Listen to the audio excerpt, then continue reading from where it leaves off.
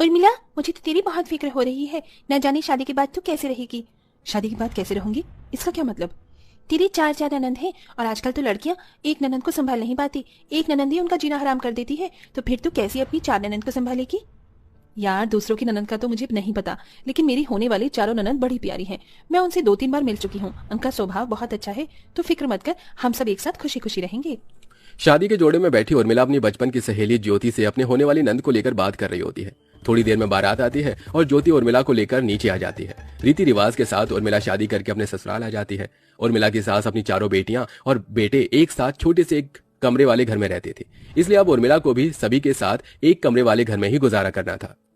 मैं जानती हूँ बहू, इस एक कमरे वाले घर को देखकर तो मन ही मन क्या सोच रही होगी। आज तो तेरी शादी की पहली रात है और आज के दिन ही तुझे हम सबके साथ रहना होगा। तो फिक्र मत कर, ऐसा कुछ नहीं होने वाला है। मैं अपनी पड़ोसन के घर पर आज रात सो जाऊंगी और तुम चारों भी मेरे साथ चलो। लेकिन क्यों माँ, जब हमारा घर है तो हम पड़ोसियों के घर पर क्यों सोएंगे?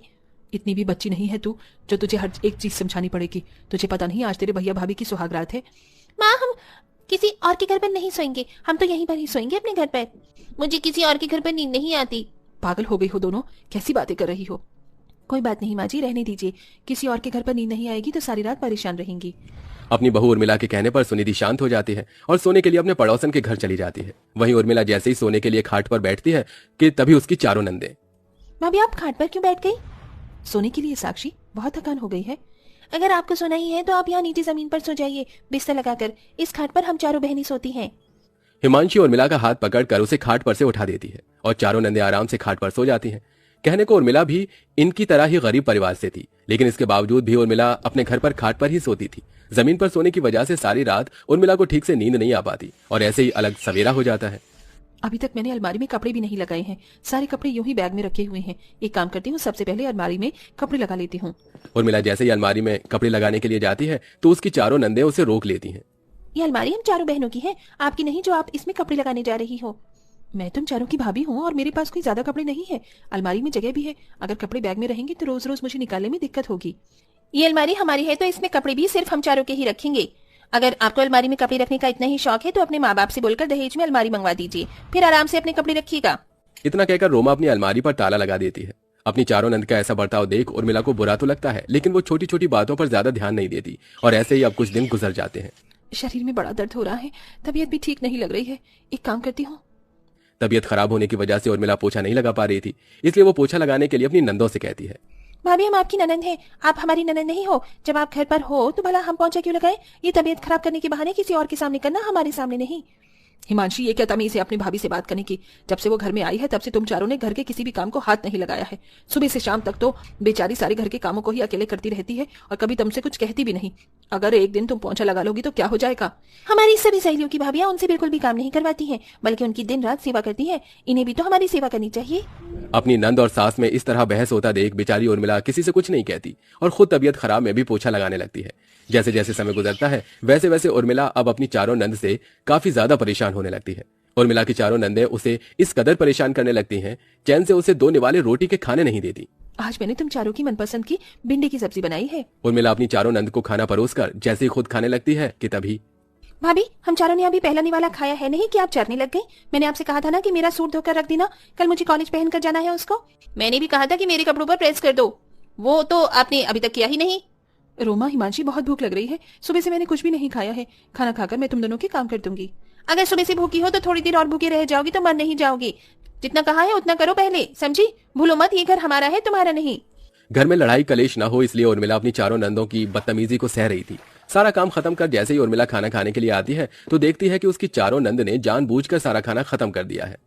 क्या सोचा था मैंने कि मेरी 4 नंदे हैं, हम सब मिलकर सहेलियों की तरह रहेंगे, ढेर सारी बातें करेंगे, मस्ती करेंगे, एक दूसरे की मदद करेंगे। लेकिन मेरी चारों ननद तो मेरी दुश्मन बन बैठी हैं।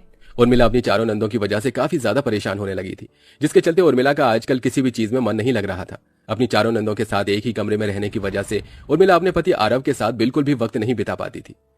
मैं जानता हूँ उर्मिला, तुम मुझसे नाराज हो, लेकिन क्या करूं, अब मैं अपनी बहनों और माँ को तो घर से नहीं निकाल सकता ना। ये आप क्या कह रहे हैं?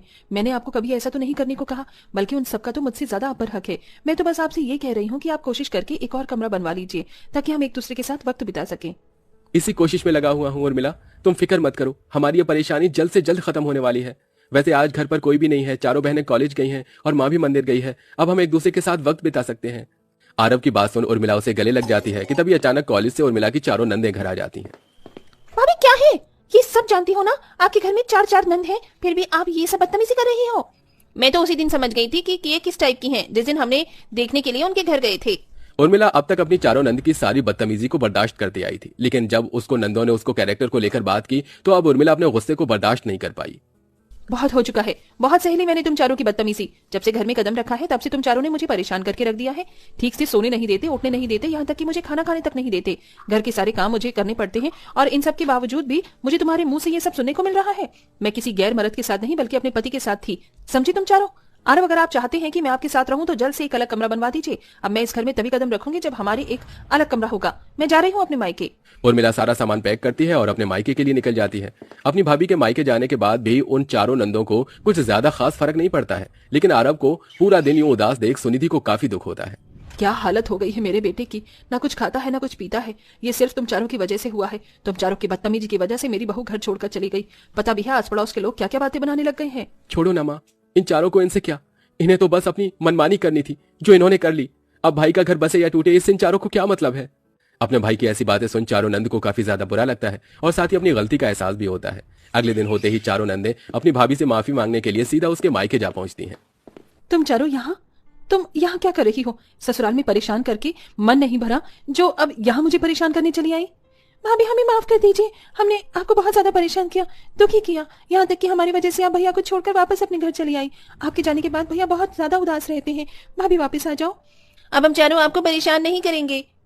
अगर आप कहो तो हम चारों आप लोगों से अलग अलग रहने लगेंगे, लेकिन आप वापस आ जाओ। तुम चारों ने सोच भी कैसे लिया कि मैं तुम चारों को माजी और आरव से जुदा करके खुश रह सकूंगी? तुम चारों ने गलती की है, लेकिन अब तुम्हें अपनी गलती का एहसास हो गया है, इसलिए अब मैं तुमसे बिल्कुल भी नाराज नहीं हूँ। उर्मिला अपनी चारों नंदों को गले से लगा लेती है और वापस अपने ससुराल आ जाती है। वहीं अब कुछ दिनों में आरव भी थोड़े बहुत पैसे जमा करके एक और एक्स्ट्रा कमरा बनवा लेता है, जिसके बाद अब दोनों पति पत्नी आराम से एक दूसरे के साथ वक्त बिताते हैं। साथ ही भाभी और नंद का रिश्ते में भी कोई कड़वाहट नहीं रहती और अब चारों नंदे अपनी भाभी के हर काम में मदद करती हैं। वेल दोस्तों, क्या आपकी भी कोई ऐसी नंद है जो आपको ऐसे ही परेशान करते हैं? तो आप अपनी नंद का नाम हमें कमेंट करके जरूर बताइए।